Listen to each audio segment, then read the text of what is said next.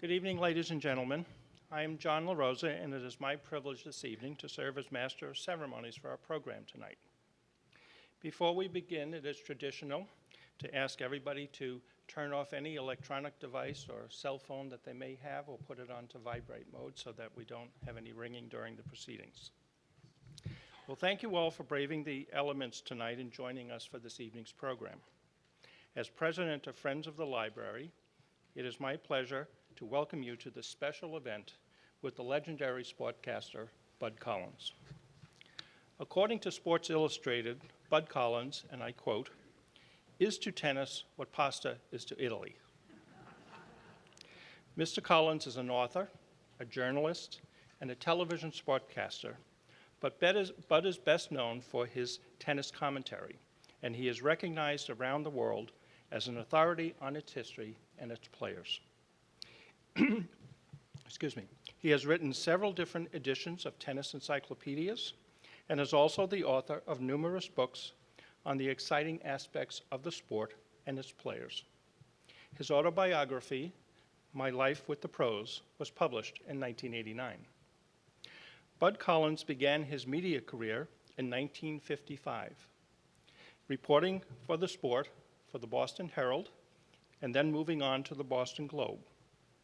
In 1963, Mr. Collins began offering tennis commentary for Boston's PBS station WGBH, a role that he would continue for the next 25 years.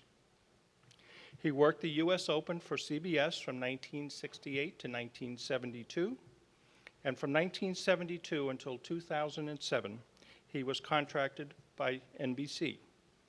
These television appearances brought Bud Collins into millions of American homes each June as part of the network's Breakfast at Wimbledon. Mr. Collins has also offered his tennis commentary for all major networks as well as outlets in cable, like HBO, New Zealand TV, ABC Australia, and Eurosport. He can currently be seen regularly on ESPN and the Tennis Channel. Mr. Collins is a member of both the International Tennis Hall of Fame and the Sportscasters and Sportswriters Hall of Fame. He has been the recipient of numerous journalistic and sportcasting honors, including the Red Smith Award in 1999, which is the highest accolade one can achieve in sports broadcasting. Bud Collins has covered numerous sporting events outside of the world of tennis, as well as U.S. Open in golf, the British Open golf tournament, baseball's World Series, the Olympics, heavyweight boxing championships, and most of Muhammad Ali's fights. His diverse career even included time covering the war in Vietnam. Throughout his career, from whatever venue he has reported, Mr. Collins is known for his razor-sharp assessments, as well as his trademark custom-made pants created from fabrics he has collected while circling the globe. In fact, it was reported on one occasion that Dr. Howard Gotlieb was seen trying to enter and being ushered out of the Ritz-Carlton dining room while wearing a pair of trousers that looked suspiciously like those belonging to Mr. Collins' archive. We are very honored that Bud Collins' archive is part of the Howard Gotlieb Archival Research Center here at Boston University. We are also very proud to have him here tonight. And ladies and gentlemen, it is my privilege to introduce to you Mr. Bud Collins.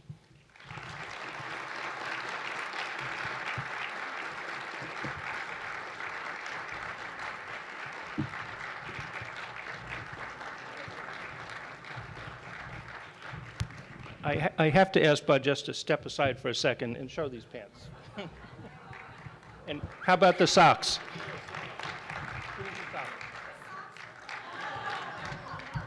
I think we better check the archive in terms of something that was missing from something. Thank you, John. Thank you, John. Thank you for tolerating the trousers and the socks. My wife said to me, how can you wear red? I mean, how could you wear any of these things? But how can you wear red and white socks with orange trousers? And I said, BU, Boston University, red and white, the Terriers. So I can see I've got to put on glasses. I'm sorry. But the light isn't too good. These trousers, I guess I'd better tell you, are the flag of Bhutan. Bhutan is a kingdom in the Himalayas called the land of the dragon, thunder dragon. Good, I'm getting some help from the audience, thank you. And I don't know if I would be arrested if I wore these in Bhutan, and I won't try it because I don't suppose you're supposed to deface their national flag. But it's a wonderful place. The king who just retired, imagine kings retiring to give the job to his son. And the king had, when I first went there in 1986, the king had a great arrangement. He was a very liberal guy. Wanjakruk was part of his name. His name was one of those long freight train length names, but he had a great deal. He lived alone in a log cabin. He was married to 4 sisters, each of whom had her palace, and he had visitation rights. But he was also a leader in birth control and very liberal causes. And so someday I hope I get back there, but I will not be wearing the trousers. You're very nice to come out on a night like tonight. I know Arthur and Sue Fiedler, who gave up Miami for this weather. I don't know if they had the right idea or not, but spring does come to Boston, often by mid-June, and not always, but you can pretty much count on it by Bunker Hill Day, 17th of June, you'll get some spring. I want to thank Vivacious Vida, who is just this wonderful woman in the front row who runs this show now, Sean and Alex and the others who have been so helpful to me tonight. I lost my notes once and they were restored somehow, and it might be a different speech, I don't know, but we'll try. They looked fairly similar because they were recovered. But Boston University, I met Howard Gotlieb once, the man who founded this marvelous program, and he was riveting, and I didn't know why I was meeting him. He had summoned me and through my agent, and we went up to the office, and I could see these pictures of wonderful people like Betty Davis on the walls, and I wasn't really aware of the program, and he said, "We would like to have your papers." And I thought, geez, I didn't bring them. The Globe or the Times, or which ones? But I played dumb because I didn't know what he was talking about. But I found out, and I was very honored, very flattered, and very pleased to be with you today. This life of mine has been very fortunate. There have been some bumps, but mainly fortunate because I've got to go a lot of places on somebody else's expenses. That's always nice. That's always nice. But I came here originally in 1954, just out of the Army and out of a small town in Ohio. And I had a friend who had gone to Boston University in the graduate program, a fellow named Bob Beach, and he urged me to try to use the same program because I had some money from the government in the GI Bill of Rights. And so I wrote a letter to Boston University, and they said not interested because they looked at my transcript, and no one would have been interested. The only way I got out was because I played doubles with a couple of the professors who handed in some vital C's for me. But anyway, I did get out, and I thought, well, I better go to Boston and try to talk my way into that school. I drove up to Boston one day in June, and first of all, when I got to Boston, I was frightened. Have you ever tried to drive a car in Boston for the first time? once I decided to settle here, I was going to sell my car. I thought, no, no. But, you know, you become one of them after a while, and you're just as mad as the next driver. And I don't know. I think maybe New Delhi, the drivers might be worse, but I'm not sure. I'm not sure. Well, the fellow who ran what they called SPRC in those days, School of Public Relations and Communications, was named Howard Stevenson, and he was a nice man, and I got his address, and I called him and said, I'd like to talk to you. He said, okay, come on over. And I promised to be a good student. And he said, well, you've driven 750 miles for this appointment. We're going to let you in, but we can throw you out just as quickly. It didn't happen, though. It didn't happen. But things did start to happen, because I had maybe $600 in the bank, and I found out that the GI Bill wasn't going to cover everything. And so I had a scholarship to work in the athletic department. But when I got here, a kindly athletic director named Vic Stout said, I'm sorry, they've cut my budget, can't use you. I thought, my God, he said, you know, we have a lot of newspapers in this town. Can you imagine 1954, 8 daily newspapers in Boston? It doesn't seem possible now, but there was the Morning Globe, the Evening Globe, the Morning Herald, Evening Traveler, the Morning Record, the Evening American, the Christian Science Monitor, and the Boston Post. And slowly but surely, they all folded except the Globe. But I didn't know what I was going to do. Stout said to me, well, why don't you go, it's very easy, all the newspapers are in downtown, you take the subway to Boylston Street and then just start walking around, you'll get to the Herald immediately. The Globe is down on Washington Street along with the Post. He said, you can do it in an afternoon. Well, I got to the Traveler, they weren't interested. I walked across the floor to the Herald, a nice sporting editor named Eddie Costello. And I said, I've had some experience. I've been a stringer for the Cleveland Plain Dealer, and could you use me at all? And he said, well, here's the way it goes, young man. He said, I'll pay you $5 Saturday to cover a high school football game. You come back and write it up at the office. And then he said, if you can stay and answer the phone and take other games, I'll give you another $5. I thought, well, $10 is, I don't know what's going to happen, but I did that for a couple of weeks. And he said, would you like to work nights as a copy boy?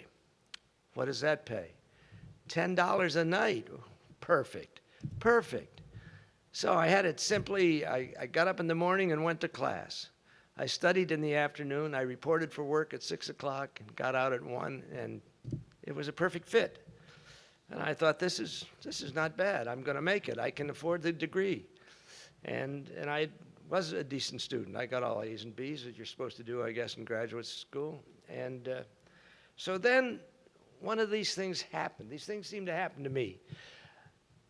The sports editor said to me in May, he said, what are you going to do with yourself? And I said, well, I've got a job back in Cleveland. I'm going to be director of public relations at the Cleveland Clinic, a hospital. And something I didn't really want to do. I enjoyed sports in Boston. And it was a different scene in Boston then. Boston was pretty provincial in those days. The Red Sox were popular, of course, but they weren't very good, and they were a very racist franchise. The Celtics, no one paid attention to basketball. They thought it was a foreign game in New England. The Bruins were very popular. There were 6 teams in the league. There are 30 now, but they were very popular, and the Patriots didn't exist. But somehow I just sort of fell for this town. And so the sports editor said to me, you know, I'm losing a man. And would you like to replace him? Oh, I said, sold. $50 a week, I think it was, and that was just fine. I was living at Miles Standish Hall at the time on Bay State Road, and I liked it very much, but I had to get out, and I found an apartment with two other guys on Mass Avenue, $55 a month. We split it 3 ways. It wasn't too bad. And things like that seemed to happen to me. I was then replacing a fellow named Tim Horgan, who was a very fine columnist. He was moving to another newspaper. His beat was boxing. So the sports editor said to me, "You know boxing, don't you?" And of course I nodded yes to anything he ever said. "You want to cover curling?" "Yes." "Go out to the country club, cover curling?" "Yes." I didn't know what they were doing. I had seen a couple of fights on TV, but in those days, Boston was a big boxing town. There were at least 2 or 3 shows a week. They had the Arena and the Garden and Mechanics Building, which no longer exists, the Rollaway Arena in Revere, or there were lots of fights in Boston. And I found out it was a great sport to cover. I don't approve of it at all. I think it's one of the worst sports there is, trying to knock a guy's brains out and succeeding often. But it was a good sport to write about because there was no way you could libel anybody. It was like moving into the cast of Guys and Dolls. It was very Runyon-esque. And it's all gone now. It doesn't exist. It's as though these characters were all folded up into one of those books, and that was the end of boxing in Boston.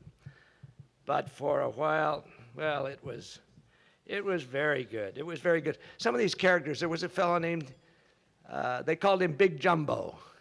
Elliot Price was his name. He was the top bookmaker in New England. And one day I'm reading the New York Times, and here's Elliot Price on page 1, indicted, federal indictment for bookmaking. Oh, so I saw him around the gym, and I said, "Jumbo, I'm sorry for your difficulties." And he said, "Are you kidding me?" He said, "To get indicted on page 1 of the New York Times, is that class?" I said, "I guess that's one way of looking at it." He beat the rap, too, which I'm glad to say because he was a pretty good fellow. And so I was cruising along, covering everything, covering boxing principally, but dog shows. We used to cover dog shows. Can you imagine that?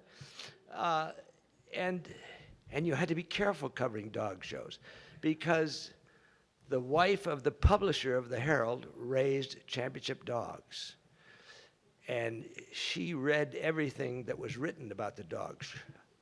And her husband, his name was Choate, one of the Choates, called Beanie Choate by I think it was because he was a bean counter. The Herald was a very successful paper, but they didn't like to spend any money. And you had to be careful with the dog show because something could go wrong, and you could not make fun of it. And even Mrs. Choate ordered that the word bitch would not be used. They were dogs of the opposite sex. So I learned about dogs of the opposite sex. And there was lots of opportunity to cover lots of different things. And things did happen. In 1963, I got a phone call from a guy I'd never heard of. His name was Greg Harney. And he was a producer at Channel 2, WGBH TV. And he said, "I'd like to have a drink with you." I said, "Really? Okay." MIT Faculty Club. All right. "What's it about?" "Oh, I'll tell you. Don't worry. And so I got over there, and I said, "Greg, how do you do? What's on your mind?" He said, "Well, we're going to televise some tennis." I said, "Why?" Even though I like tennis. And I was covering maybe 2 tournaments a year because when Costello told me my first year, my rookie year, go out to Longwood Cricket Club, cover the Massachusetts Women's Championships. I said, oh, he thought I was objecting. And he said, now listen, youngster, nobody else wants to cover tennis. You're it. And I found out later that the people who covered tennis were either the staff drunk or the guy on the boss's you-know-what list. And my daughter used to say, well, which one were you? But anyway, so Harney said, we're going to televise some tennis. Now, Channel 2 now is famous world over. Julia Child gave it a big boost, of course. And you've seen their building. It's huge. They're very important people. In 1963, their studios were in the garage of the Museum of Science. Their mobile unit was a retired school bus. And they had lots of equipment in there that was hand-me-down from the 3 commercial channels. And it was not very, but I said, why are you televising tennis? And he said, well, the people who run this station are all preppies and Ivy Leaguers, and they all play tennis, and they think we should cover tennis because nobody does it. Well, I thought, yeah, that's not a bad idea, because nobody did do it. There was the U.S. Championships at Forest Hills was on perhaps 2 days, and that was it. So at Channel 2, we were the first to televise a complete tournament. We did it for 7 days, and it was well received. It was only on Channel 2. We didn't branch out then. But the first show, I don't know, my wife at the time said to me after she'd seen me, don't sell your typewriter. She was right. But it got better, and it got so that even some of the boxing crowd would watch it, because it ran. Channel 2 could not afford to televise it live. They had thought they would televise it live. Can you imagine live television in 1963 in the summer? No Oprah, no nothing. It wouldn't have lasted 2 days. But they couldn't afford it. They had to tape it. So we would tape every day from 1 o'clock in the afternoon until it got dark, and show it at night. Nobody knew the difference. There was no sports center. People thought it was happening before their eyes. And if a match went long in those days, say we had to stop at 12 all in the 4th set or something like that, the station was flooded with phone calls. Why did you stop the tennis? And we'd have to say, well, it stopped hours ago. But we didn't say that, really. And it became sort of a fundraiser for Channel 2. And it went pretty well. And we even got Sam Silverman. Sam Silverman was the local boxing promoter. He was a great character, whose motto was, never spoil a good story with the facts. And he lived up to that, believe me. But he would watch anything that was on television until it was off, until the test pattern came on.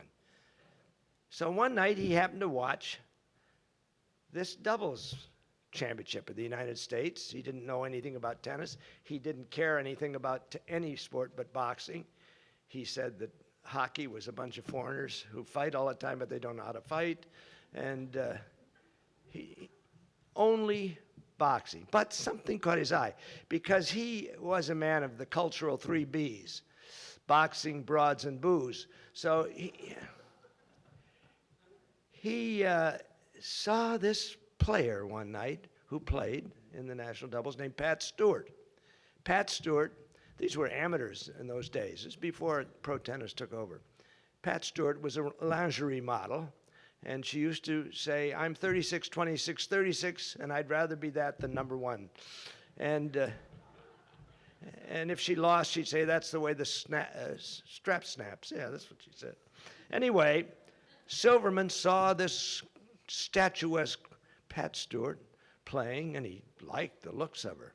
He called me up the next morning, and he said, what about that Stewart broad? Where is she from? It's all right. And I gave him the particulars. So then he watched the next night, but she had lost. He didn't realize that she had lost. He watched the next night, and she didn't play. He called me the following morning. "Where was that Stewart broad?" I said, "She lost." He said, "What's that got to do with it?" He said, "If I've got a fighter who gets knocked out, but he's in a great fight, I bring him back. I bring him back." He says, "You mean to tell me she's out of the tournament?" I said, "Yes." He said, "That's a dumb sport." Maybe he was right. I don't know. But in covering boxing, sooner or later, I was going to run into this young man named Cassius Clay. Cassius Marcellus Clay, Jr. And what a great one he was. And he just took over. He was unabashedly egotistical, but yet in a very nice way. He was a very friendly guy, and so I started covering some of his fights. And I covered his fight when he won the heavyweight championship of the world in 1964 over Sonny Liston. He was a long shot, but he came through. He told everybody what he was going to do, and he was with his witch doctor, a fellow named Boudini Brown, who coined float like a butterfly and sting like a bee. And so after he had won that fight, he was rematched with Liston. They were supposed to fight in Boston, but Ali developed a strangulated hernia, and that fight was off. And so by this time, people were questioning whether the fight would ever take place. They finally settled on it was going to be in Boston, but the district attorney threw it out of town, never gave a reason, but it got a lot of headlines for him, named Garrett Byrne. And so they found Lewiston, Maine, to run this fight, world championship fight in Lewiston, Maine. So Ali, as he was starting to be called, he wasn't yet, people were uncomfortable with what were called the Nation of Islam, and called black Muslims by some, and various names, Malcolm X and so on, had white people a little terrified. And so, luckily for Cassius, or Ali, as he was instructing us to call him Muhammad Ali, and some sports writers just say, "Won't do that, he can't." I'd say, you know, Cary Grant was named Archie Leach. He changed his name. Why can't this kid change his name? And so he had a group of influential Louisville, he was from Louisville, businessmen who backed him.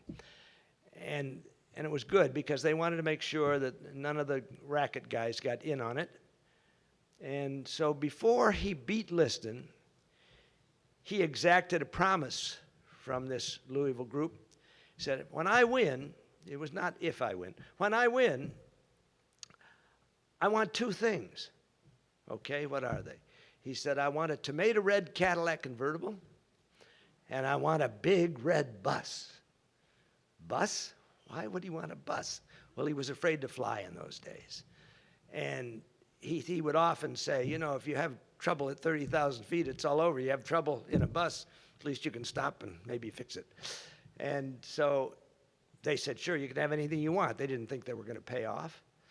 But he got both things, the big red bus and the big red Cadillac convertible. And so his manager, Angelo Dundee, called me up and said that Muhammad is going to drive his bus to Chicopee, Massachusetts, where we're going to train for the Liston fight, and he's inviting you and George Plimpton and Eddie Pope of the Miami Herald to go on the bus with him. And I felt a little flattered. That's pretty good company. And so I said, "Well, where do we get the bus?" "Fly to Miami, get a cab." Okay. So I fly to Miami, and taxi driver, I give him this address, and he said, "I'm not going there." I said, "What do you mean?" He said, "We'd never get out alive." And I said, "Well, you've got to take me, don't you?" What? He said, "Call a cop. I'm not moving." Then I said to him, well, wouldn't you like to see the heavyweight champion of the world? He said, what do you mean? I said, this is Ali's address. He said, well, might as well take a chance. So we did. We got there. Eddie Pope pulled up. Eddie lived in Miami. And George Plimpton had come from New York. And we see this big red bus. And Ali is out there. And we have sort of a Rosa Parks moment in reverse. Ali says, back of the bus, Whiteys. And he was great. And so it just was, we found out after we got there, Ali thought he was going to drive the bus. But his group just said no way after he had driven the bus into a ditch. And so he had a driver, little guy, and I said, who are you? He said, I'm Otis 5X. And I said, 5X? What do you mean by that? He said, well, 4 other guys got there to the X before me, so I'm Otis 5X. And so we were happily ensconced in this bus. It was sort of like a fraternity party, you know, and everybody was happy. And Ali, he was the champion of the world. He's living in a cinder block house in a rather troubled neighborhood. And so we're ready to go. We're ready to go. We're all on board. Yes, we're on board. And we hear a voice from the house, the voice of his wife, Sonji Ray. Cassius, you don't leave till you take the garbage out. He did an about face, and he did take the garbage out. And we are on our way. We were on our way north. Now, we figured that Otis 5X is going to follow the Florida Turnpike, and we'll do interstate highways and just get it over with, maybe sleep one night on the bus or 2. But this is where I fell for the guy, not in my writing so much or in anything, but just after seeing him as a blowhard, a pleasant one. You certainly didn't have to interview him once. He gave you a column in about 5 minutes. But I found out what kind of a guy he was. And it was a very good person. He had talked to 5X and said, we're going to go the back roads, so that we can go through all the colored towns. And that's what he wanted to do. And he wanted people, the bus, he wanted his name, Muhammad Ali, on the side of the bus. The public wasn't quite ready for that yet, so it said heavyweight champion of the world. But we would stop in one of these towns, and he would get off and say, yes, it's me. And the kids would come running. He wasn't going to sell any tickets to closed circuit to these people. He was just giving of himself. And he did that, and it was wonderful to see. And he would kiss babies, and he would kiss the mamas, and he would say, you got to kiss the ugly ones more because they appreciate it more. And he just, it was a great play day. But it wasn't a good way to go through Florida. And soon we had run out of provisions that we had on board. We had a lot of fried chicken and white bean pie. And it was pretty good. But by the time it got to be, we're in North Florida, we're in Cracker Country, and we're at a place called Yulee, Florida. And it's not far from Jacksonville. And we saw Boudini was saying, let's hungry, we're stopping. Ali is saying, they're not going to serve you. And of course they're going to serve me, said Boudini. I was in the Marines. I fought for my country. And Ali just said, they're not going to serve you. So we stopped. And we went in a very nice truck stop. A couple of waitresses polishing or drying dishes. And with their backs to us, Plimpton and Pope and I, and Boudini. And nobody will look at us. And we'd say, miss, we'd like to order. Miss, finally, nobody responded. There was a man at the cash register. I said, are you the manager? He said, yes, I am. And I said, we'd like to be served. And he said, not with that boy with you, no. And I said, well, isn't that against the law? And he said, no, not yet. And I said, isn't this the United States? And he said, not quite yet, no. And so by that time, and he said, we'll send some sandwiches out. We know who's in that bus. And he said, but you know, fellas, you're passing through and I have to live here. So at that moment, Ali came in and grabbed Boudini and said, come on, get your black ass out of here. And we went back on the bus. So we starved for a little while longer. We got finally into Georgia, Howard Johnson's, no problem. We had breakfast. An Associated Press guy met the bus, and he wrote a few paragraphs about Ali going north with his sparring partners. And that's what was in every Sunday paper in the United States, except the Boston Globe and the Miami Herald. Because what happened then, we're off on some road. I think 5X was lost. And the Cadillac is riding shotgun with his bodyguards. And we're somewhere outside Fayetteville. And all of a sudden, we're half asleep, and the honking from the Cadillac is fierce, and we look out and everybody's pointing and going like that. The bus is on fire. And so we stopped. We had to stop. It ground to a halt out here on this country road. And what had happened was, Otis 5X had not had a grease job thoroughly, I guess. The bearings were burnt out. The poor red bus, very forlorn by the side of the road. So Eddie Pope and I hitchhiked into Fayetteville, the Western Union office, sat down and wrote our stories about being stranded. We were the only two who had it. A nice scoop for us. And stranded somewhere in North Carolina. Don't know if we'll ever get there. Well, finally, Ali realized that there had to be some action. They took the convertible. They went in to a garage and couldn't seem to get anybody to help the bus. And one of his sparring partners, Jimmy Ellis, who later became heavyweight champion, said to Ali, well, you got to stay with the bus, Ali. It's like a captain going down with his ship. Let's just push it into a ditch and you go with it. But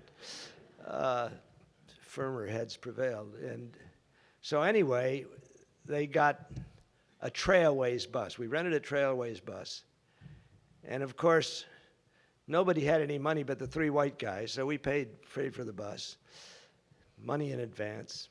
And off we went to Chicopee, Massachusetts, and leaving the poor old red bus. And Ali, I thought he was going to cry because he loved that bus. But we were, and Otis 5X moved in. He thought he was going to move in to drive it, and the Trailways bus driver said, no, we just have me. So there wasn't much excitement. They got to Chicopee, and that's where he trained. And finally, the fight was going nowhere. They fed that the bus had broken down, and what's he doing in Chicopee, Massachusetts, and what's the fight doing in Lewiston, Maine? People were losing interest in it. So the fight had a demon press agent named Hal Conrad, and he sold a couple of New York columnists on this story, that recently, Malcolm X had been assassinated. He had been assassinated by people of Elijah Muhammad, the group that he had left and that Ali was a member. And so Conrad said to these columnists who wrote the story, wonderful story, said that the followers of Malcolm X wanted to get back at Elijah Muhammad. Pretty hard to follow all this, isn't it? I hope you didn't drink too much. But the people of Malcolm X wanted revenge. So what they had done was broken into an armory in New York, stolen an anti-tank gun, and they were going to be waiting along the road for the red bus. So anyway, I was driving up to Chicopee every other day to write a column, and so Ali says, well, we're going to Lewiston, and you know that anti-tank gun is going to be out there waiting for us. Are you coming? I said, gee, I don't know. Oh, he said, You were in the first part. You got to finish the journey. I said, I'll let you know. I said to my wife at that time, she said, you better not go on that bus. I said, well, Ali says, and he used to, I don't know where he got this routine from some television show, but he could widen his eyes. So he looked me in the eyes, he said, are you going to dare to be among those who dare? How could I refuse? There was no anti-tank gun, of course. There was, but after we were out of Chicopee for about an hour, there was a terrible crash, and we were all asleep, and we thought, oh, the anti-tank gun. It was, Ali had all his records on a shelf, and they had fallen. And anyway, he won the fight in one round, as many of you might remember. It was a total farce. The fight mob moving to Poland Spring Hotel in Maine. I never heard such complaints from guys. The air was too fresh. You could hear birds. They couldn't wait to get out of Lewiston and out of Poland Spring. About the only, I remember, it was sort of a questionable fight. He had Step and Fetch It. I don't know if you remember old Step and Fetch It, back from the 30s, movies with Shirley Temple and so on. Somehow, Step and Fetch It became part of the entourage. And of course, everybody didn't, at that stage, they were calling him Cassius Muhammad or Ali, whatever. And Step and Fetch It just called him whatchamacallit. And he said, I've come to give whatchamacallit the anchor punch. Oh, the anchor punch. Jack Johnson, who was the first black heavyweight champion, Step and Fetch It said he knew him, and he had this punch, and he would give it to Ali, the anchor punch. Well, whatever it was a good right hand in the first round, and about 8 or 10 seconds of the round, and it was all over. Liston didn't want to get up. The punch was pretty good, but he didn't want to get up. And I remember my editor at the Globe, Tom Winship, was there with Ted Sorensen, who was Kennedy's speechwriter. Sorensen was upset at a one-round fight. He said, that was an awful fight. And I said, well, what about the Bay of Pigs? But anyway, he didn't. But Ali just kept on going. Although he had the bad period when he was indicted for dodging the draft, he beat that. But they took several years out of his career with that. But finally, he got back in top, and we all rushed to Zaire. Who had ever heard of Zaire? But Don King, who was a clever promoter at that time, had talked the dictator, Mobutu Sese Seko, I guess, into backing the fight, throwing a few $1 million their way. And George Foreman at that time was the champion. Ali was the challenger. And Ali wanted that title back. He was not favored, but it looked as though the fight was going to happen in September of 1974, but Foreman got cut in training. So the fight was set back into October, which was a dangerous period because it was during the rainy season. It was going to be an outdoor fight, and everybody waited for it to rain. And Ali said, don't worry about the rain. Allah will not let it rain until I become champion again. Well, he was in pretty good with Allah. He knocked out Foreman in the 8th round, and we went to the stadium's basement press room to write our stories, and we could hear the thunder and lightning. And we had to take off our shoes and socks and wade out of that press room, holding our typewriters, those are the days of typewriters, over our heads. And there was Ali when we reached his villa. standing with a bunch of little children and saying, I told you, Allah would not let it rain until I became champion again. And it was as good as that. It really was. In 1968, I was doing television for Channel 2 again, and 1968 was the first year that PBS went nationwide. Before that, it was called educational television, and it was split up into various groups, Eastern Educational Network, and so on. But this was the first time that it had gone nationwide, and the tournament at Longwood was the U.S. Amateur Championships. And who would win it but Arthur Ashe? Now, Arthur Ashe had never been seen on television before, and he won a terrific 5-set match with Bob Lutz for the championship. He was in the U.S. Army at the time, and he won brilliantly, and then he won the U.S. Open. That will never happen again, an amateur winning the U.S. Open, but he did it. And my editor, Winship, said to me, that is a good horse. You ought to ride it. And he was right about that, and I rode Arthur around much of the world.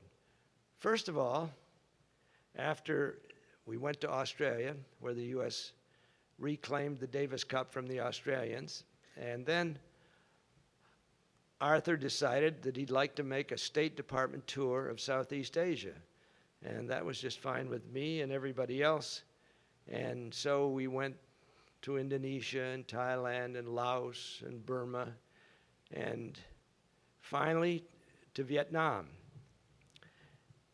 And Arthur was a little self-conscious. He was a first lieutenant in the Army, and he was an instructor at West Point, and he was playing tennis. That was really his duties. But his brother Johnny had served 2 terms in Vietnam and had been wounded, and Arthur felt that we ought to do something. So they set up a series of exhibitions at various camps at Cam Ranh Bay and in Saigon and Long Binh, places like that. And we were going to play, this was amused us. We were going to play against the Vietnamese Davis Cup team. Why would Vietnam, in the midst of a war, have a Davis Cup team? But they did. U.S. taxpayers' money, I'm sure. And they were going to play at Cercle Sportif, which was the old French club that was used for such things. And we were under the command of a Major Johnson.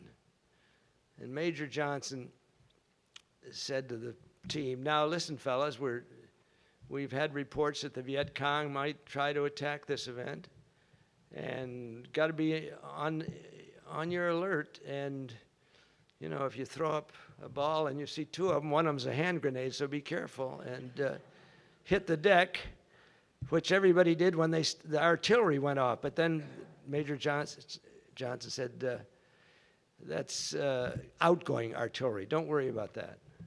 And so then he said to me, I think you'll umpire, Collins.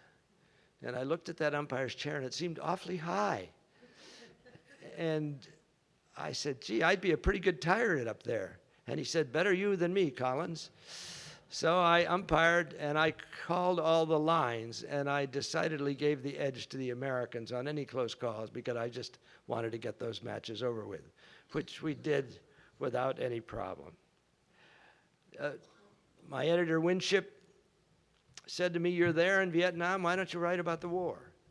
So I said, why not? Why not? For 2 months, I was scared to death every day. But it was an interesting war in that you could do anything you wanted. The Army and the Navy, I guess, learned from that. That's where they became embedded journalists, where the captains and lieutenants could keep an eye on them. But you could do, in Vietnam, you wanted to fly to the north, to the I Corps to be with the Marines, that was fine. You could do anything you wanted.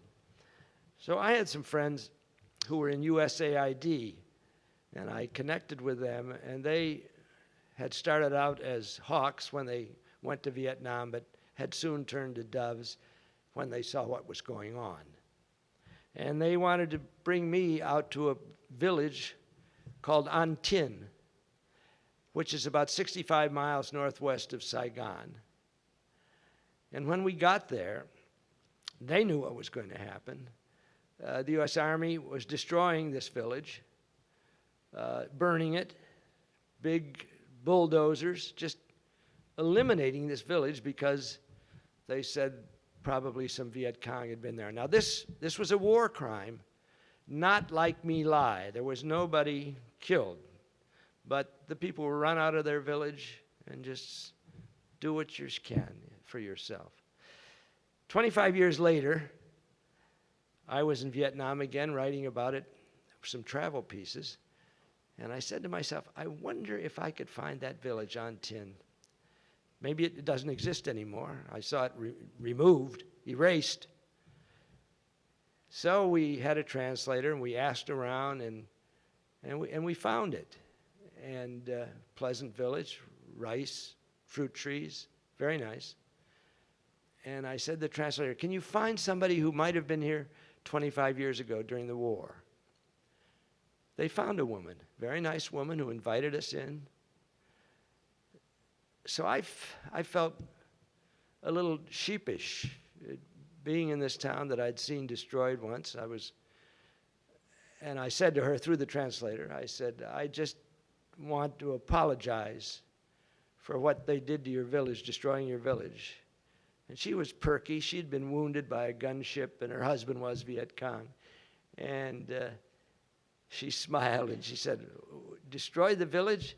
They destroyed it 9 times.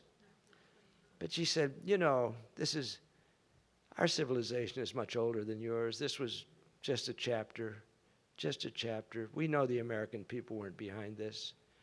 And 9 times they knocked it over. But she said, this has been our land for centuries. Nobody was going to get us off this land. And I often thought of that in looking at Iraq and realizing that we're in the age of amnesia. How could anybody who had been in Vietnam, who had seen what we did in Vietnam, could go to war in Iraq? But they have.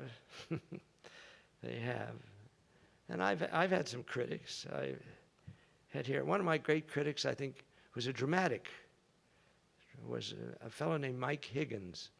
He was the general manager of the Red Sox in their worst days of good old boys and no black players and very racist. And one night at the World Series in New York, I was seated at a press dining room table, and Higgins came into the room, and he had had a few drinks, and I'm just eating my plate of beef stroganoff when suddenly my face is in that plate of beef stroganoff. He has shoved my face in there and then staggered off. Well, that's literary criticism. Absolutely disapproved of what I wrote about him, and he had a way of doing that. Ted Williams was another. Ted Williams used to call me the foulest names, but the first time he did it, you could not mistake that wonderful baritone voice, and he was a boyhood hero of mine, and I was almost paralyzed. But then the kindly trainer pulled me over and said, oh, he calls everybody those names. Don't worry about that. And so Ted was pretty good. He came back to Boston after he'd been out of the game for a while to manage Washington. And I went into the dugout to see him, and he looked at me and said, oh, my God, are you still writing that shit? And I said, yeah, it's, you know. I even get, the other day, I got an email letter. Recently, the Australian Open, I found out, and I've met some of the people here are Roger Federer fans, and there's no better player to be a fan of. But he's become kind of beloved. And when I picked Nadal to beat him in the final, my email turned very, very spiky. Very spiky. And one guy even wrote, why don't you retire? But what would I do? Raise goats in the backyard or something like that? Like my wife did as a girl. She did that. She had a bigger backyard, a ranch in New Mexico. But no, I guess I won't retire. I get fired every once in a while. I got fired from the Globe. The first time I got fired was because I was defending, Mike Barnacle, who was a columnist for the Globe, and I thought he was treated shabbily, so I was fired. And then I won the Red Smith Award, and they rehired me, which was nice. And then I got fired for something else, but they rehired me. And then, they fired me. And then after 35 years, NBC fired me. People say, "Are you furious?" I say, no, at 35 years with one television network, it's not bad. Put several kids through college, So it's an interesting, I'll have to wait until the next time I get fired, I guess. But it's been fun. It's been a lot of fun. It's not been always great covering boxing, going into a hospital room for a kid named Pineapple Stevenson who was dying of brain injuries, and with his family all around him.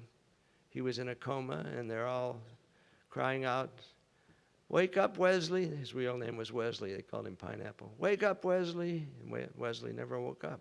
There are moments like that. But most of all, it's been great. And I guess I owe it to that trip I made to Boston in my '51 Ford to see if they would let me into graduate school. Now, my mother was delighted that I got into graduate school, but where's the degree? Well, I got so wrapped up when I got the job with the Herald that I never wrote the required thesis. So I suppose in the great yonder beyond, or whatever it is, if I meet my mother again, she's going to say, "Where's the thesis?" Thank you very much.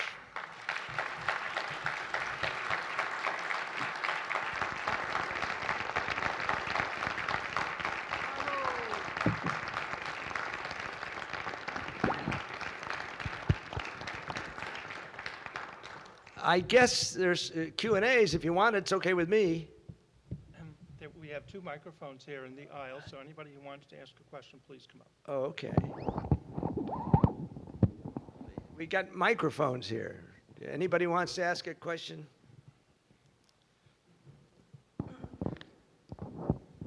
Mr. Collins, I'm sure you remember the days when the Kramer wooden racket was the weapon of choice.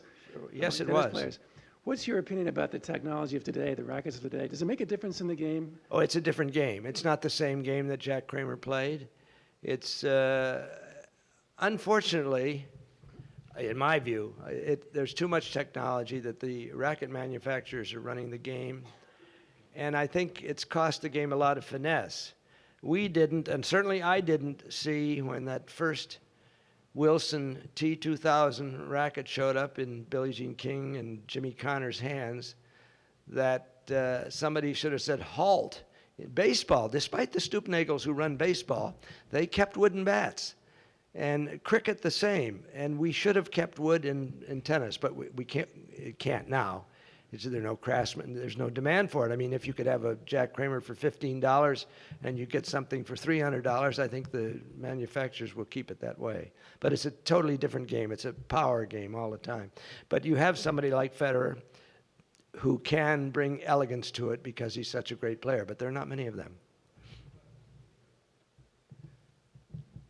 Anyone else? Yes, sir. How would you, is this on? Sorry.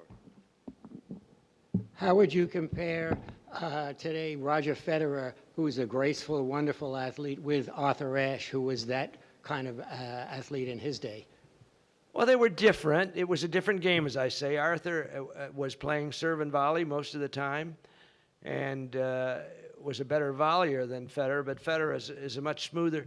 There haven't been many players who have been smoother than Federer is. He's just elegant in his stroke making. I think he's having brain problems now, though, with Nadal, but I think he'll be all right. He's only 27.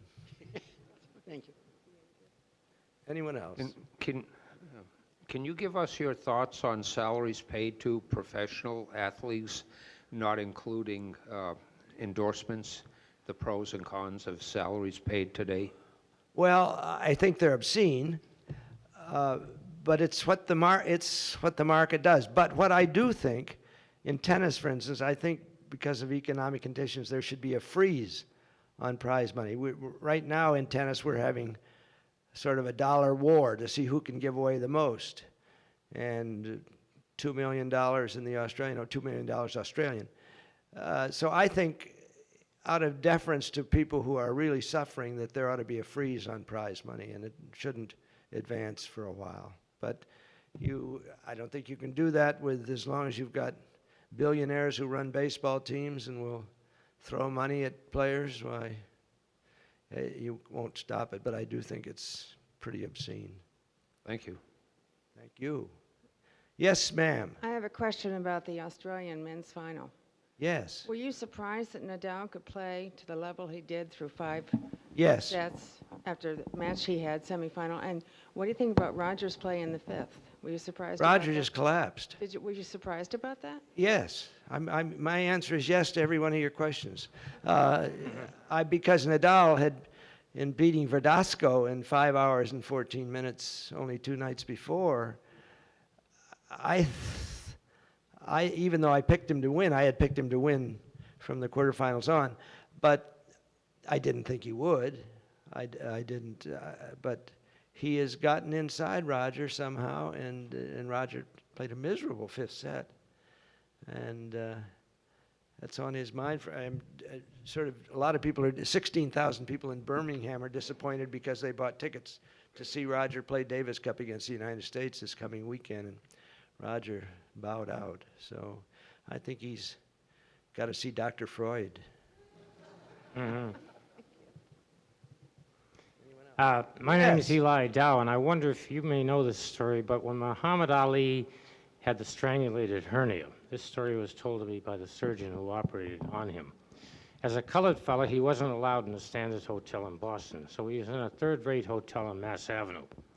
His handlers, realizing there was a lot of at stake economically, tried to convince him to box anyhow, and they would give him painkillers, injections of morphine, and so on, but the show should go on. Muhammad Ali was much more clever. He slid down the back stairs of the hotel and went to Boston City Hospital. The house staff there, the residents, realized the importance of the situation and called in the visit, who was Dr. William McDermott, who's since deceased, but he told me the story. And Good man. yes, and realizing the situation, but before he operated, Muhammad Ali told him he was in no condition to fight, but his handlers were insisting, pursuing it, and it didn't matter what happened to him as long as they saved the gate. And before he was operated, he said to Dr. McDermott, "I'm going to make you famous." Dr. McDermott was a well-known surgeon at the Mass General, did portacable shunts for 15 years for alcoholics and cirrhotics. Never got any recognition, but sure enough, for the next 3 days around the world from Istanbul, and you remember his next bout, I think, was when the gorilla from Manila, you remember? And McDermott gained all the notoriety he ever had in his life, and a lot of fame and probably follow-up from it because of Muhammad Ali for a simple herniorrhaphy, which he could do with his eyes closed. Yeah. Anyhow, that was an interesting story about Muhammad. Well, it was interesting. I think if anyone had urged him to fight and take painkillers, it was part of the Muslim management who didn't care for him. But his manager, Angela Dundee, would never have stood for that. And you're right about McDermott. I remember writing about McDermott. The guy's name was Starkey, I think. And George Starkey. yeah, and He was a surgeon also. and they 3 attend him, as you say, for a simple herniorrhaphy. And I wrote that this was like having Picasso paint your wife's toenails. You're absolutely right. You're right. You're right. Thank you. But that was a strange. If you have a minute or two, that day.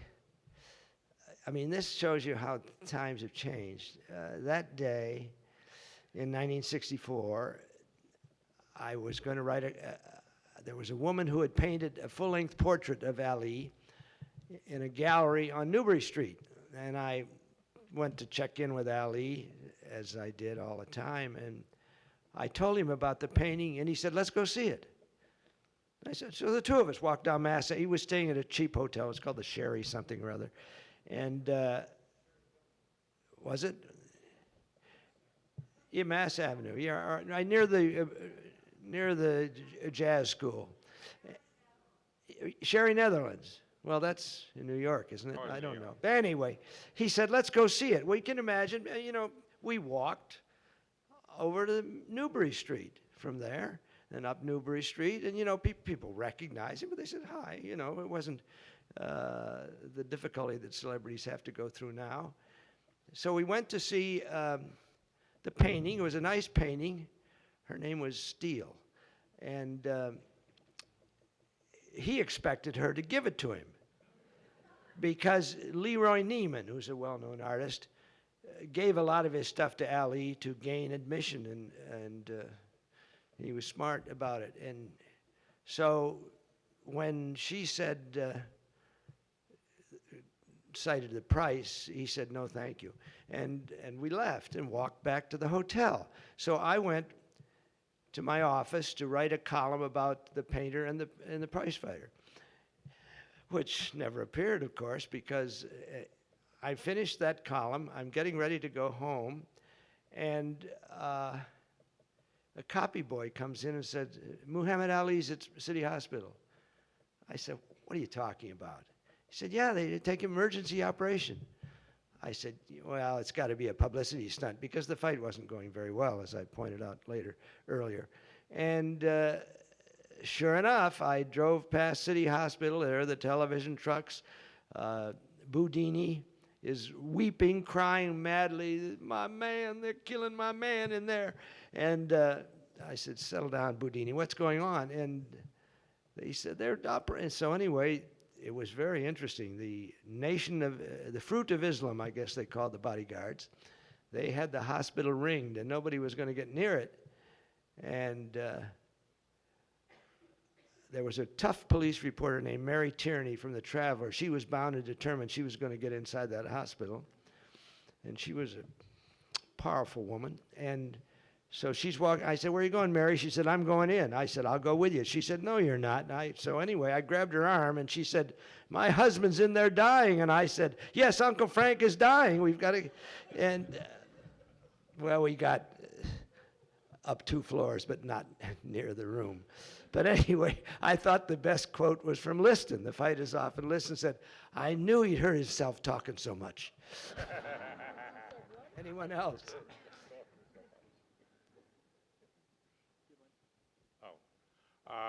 I've been watching top-flight tennis since before World War II. Who, in your judgment, is the best player you've ever seen? Well, I like Rod Laver, and I like his record, 2 Grand Slams. Nobody's come close to that. I tell people say, well, what? I say, if there's one player who I had would play for my life, it would be Pancho Gonzalez. He's a great competitor. And I think that Laver, though, he had everything. A guy who's often overlooked is Kenny Rosewall, who is just a marvelous player. And you could go on, and it's interesting, though, because when people get upset with me, they'll say, you don't say Federer is the greatest player of all time. And I said, no, I don't think he is.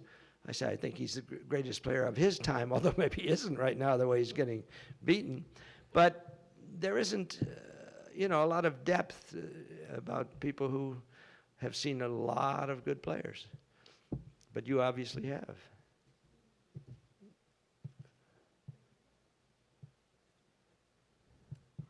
Yes. Yeah, Bud, next week I'm going to Indian Wells. Good. And I wondered, that Williams sisters don't go to that tournament. And I wondered, from your perspective, do you think that they've been the subject or the targets of, different kinds of racism in their career? What are your thoughts? I think the Williams sisters are being very unprofessional. It's been 8 years now, and they were booed. No one heard any racial slurs, and they were booed. And somebody should tell them that professional athletes sometimes get booed. And sometimes people throw things at them. That doesn't happen in tennis. But I'm sorry that they feel that way because they owe it to the game to play the best tournaments. And people booed because Venus had pulled out of the semifinal 5 minutes before she was to go on. I was doing the world feed telecast, and they came up to me and told me there's no match. So the next day when Serena went out there, they were all booed. Now, I don't approve of booing, but it's certainly the fans' prerogative, free country, and I just think they're wrong not to go back. They should go back, and they would be well received, I know. And after all, Serena did win that match, despite all the boos, I mean, because she's a strong-hearted competitor. So we'll miss them out there, but I hope you enjoy the tournament. See you there. I'm going to liberate you people. Thank you very much.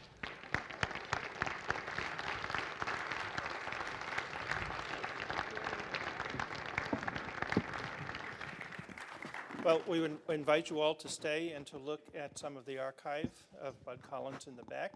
And our cocktail reception is going to continue for a while longer. And we will end by, again, offering our sincere thanks and to Mr. Collins for coming and sharing his thoughts with us. Thank you.